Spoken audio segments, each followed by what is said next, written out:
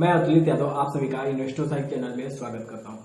यदि आप इस चैनल पे नए हैं तो चैनल को जरूर सब्सक्राइब कीजिएगा और वीडियो अच्छी लगे तो अपने दोस्तों के भी साथ जरूर शेयर कीजिएगा।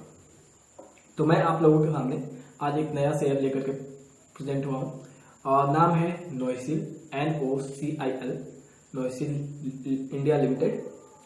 यहाँ पे इसका पीई यदि हम लोग देखें तो सेक्टर का जो पीई है वो 21.09 है और इसका जो पीई रेशियो है 25.39 है।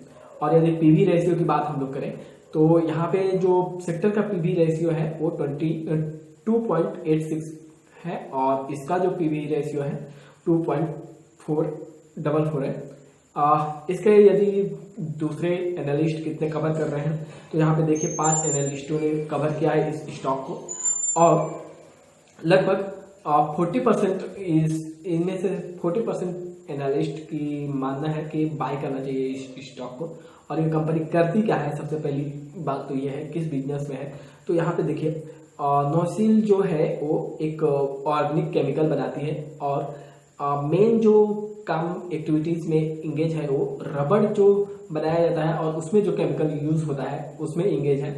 तो आप अपने से भी कुछ इसके बारे में रिसर्च कीजिएगा। और इसके साथ में इसी टाइप का जो बिजनेस करने वाली कंपनियां हैं वो यहाँ पे है लिंडे इंडिया लिमिटेड है, उसके बाद से सोलर इंडस्ट्री लिमिटेड है और दीपक नाइट्रेट है। इसका पीई देखिए और भी कंपनियां हैं उनके बारे में भी कंपेयर कीजिएगा, पीई रेशियो देखिएगा उनका। उसके बाद से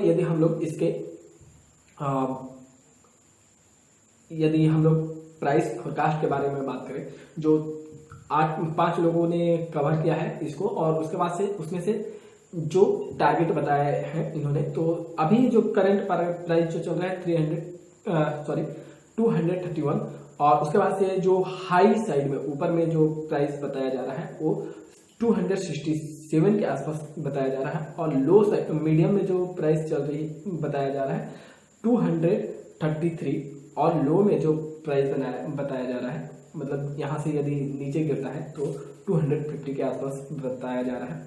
इसके बाद से यदि इसके शेयर होल्डिंग पैटर्न्स की बात करें तो ये जून का है, बिल्कुल लेटेस्ट जून क्वार्टर का है और प्रोमोटर की जो होल्डिंग है 33.84% है और उसमें भी 3.5% के आसपास अप्रोक्सीमेटली प्रोमोटर की होल्डिंग जो है वो प्लेस रखी हुई है। उसके बाद से यदि हम लोग म्यूचुअल फंड की यदि होल्डिंग देखते हैं तो 2.41% के आसपास इसकी म्यूचुअल फंड की होल्डिंग है। और उसके बाद से यदि हम लोग इसके डोमेस्टिक इंस्टीट्यूशंस की बात करें तो 2.28% डोमेस्टिक इंस्टीट्यूशंस की होल्डिंग है और फॉरेन इंस्टीट्यूशंस की यदि होल्डिंग की बात करें तो 5.44% इसका है।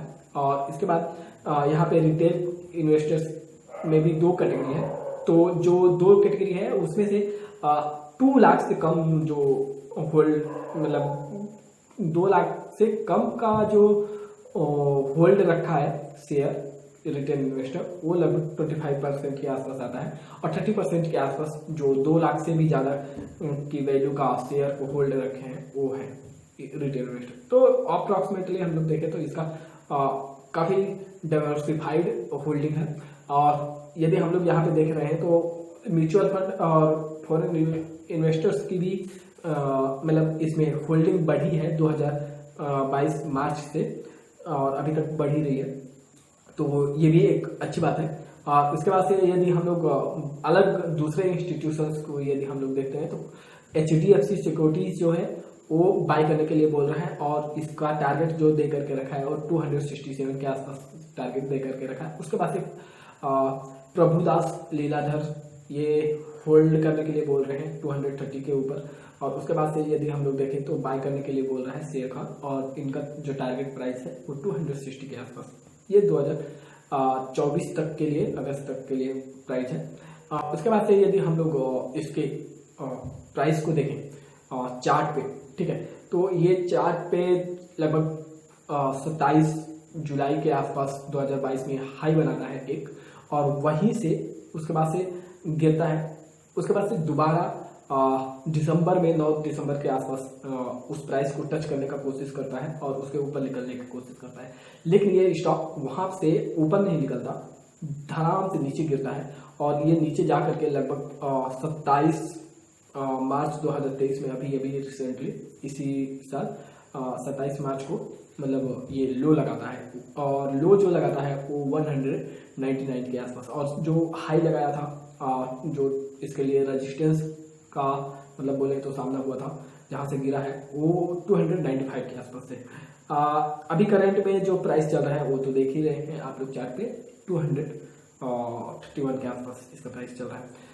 इसके बाद से यदि हम लोग देखें, ठीक है, तो अभी ये स्टॉक उठने का कोशिश किया था लेकिन फिर से उठा नहीं, लगभग गिर गया यही मई के मंथ के आसपास। और उसके बाद से इसका एक मेजर रीजन चार्ट में भी आप देखेंगे तो मेजर रीजन समझ में आएगा। जो ब्लैक कलर की जो लाइन है, ठीक है, जो जिगजैग करके, हॉरिजॉन्टल वाली का बात नहीं कर रहा हूँ, जिगजैग वाली जो चल रही है थोड़ा सा डाउन टाइप से, इस टाइप से जो चल रही है, वो जो है ब्लैक कलर की लाइन वो 100 डे की मूविंग एवरेज है। और उसके बाद से जो रेड कलर की जो लाइन है वो 50 डेज की मूविंग एवरेज है। और उसके बाद से जो ग्रीन कलर की जो लाइन है वो 20 डेज की मूविंग एवरेज है। तो देखिए ये जो लाइन थी वो 100 डे के मूविंग एवरेज से नीचे थी उस समय, किस समय, मई के मंथ में। तो इसलिए शेयर ऊपर तो गया लेकिन ऊपर जा नहीं पाया और रेजिस्टेंस खा करके 240 के आसपास गया और उसके बाद से वापस आ गया। वापस आया, फिर उसके बाद से लो लगाया और लो लगाने के बाद लगभग 204 के आसपास लो लगाता है और उसके बाद से फिर से ऊपर उठने का कोशिश कर रहा है। लेकिन इस समय जो बना हुआ है सिनारियो, इसमें 100 डे के मूविंग एवरेज को नीचे से कट कर रही है 21 डेज की और उसके बाद से 50 डेज की भी मूविंग एवरेज जो है वो ऊपर जा रही है, कट करके ऊपर जा रही है।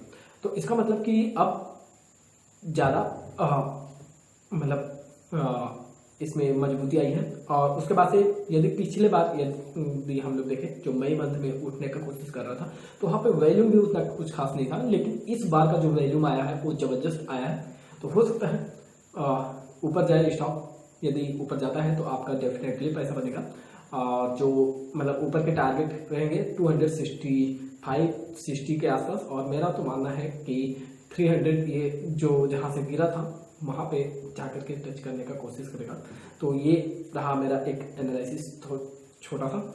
आप लोगों को आई होप ये वीडियो पसंद आई हो, और पसंद आई हो तो दूसरों के साथ जरूर शेयर कीजिए। Thank you.